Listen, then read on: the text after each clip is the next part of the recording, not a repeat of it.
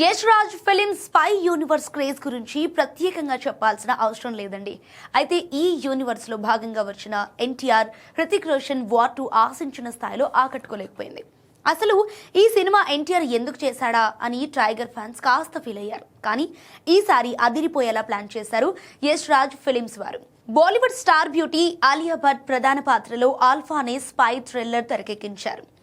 YRF spy universe నుండి వస్తున్న మొట్టమొదటి లేడీ ఓరియంటెడ్ స్పై ఫిలిం కావడంతో ఈ మూవీ ఎలా ఉండబోతోందా అనే ఆసక్తి అందరిలోనూ నెలకొంది. ఈ క్రమంలోనే తాజాగా మేకర్స్ ఈ చిత్ర ట్రైలర్ ను విడుదల చేసి అంచనాలను ఆకాశానికి తీసుకెళ్లారు.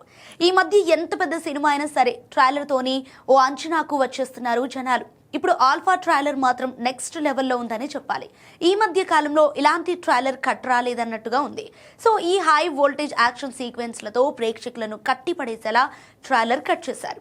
ఆలియా భట్ చేసిన powerful stunts, action episodes highlight గా నిలిచాయి. ఆమెకు తోడుగా మరో యంగ్ బ్యూటీ శార్వరి కూడా అదిరిపోయే యాక్షన్ తో అదరగొట్టింది.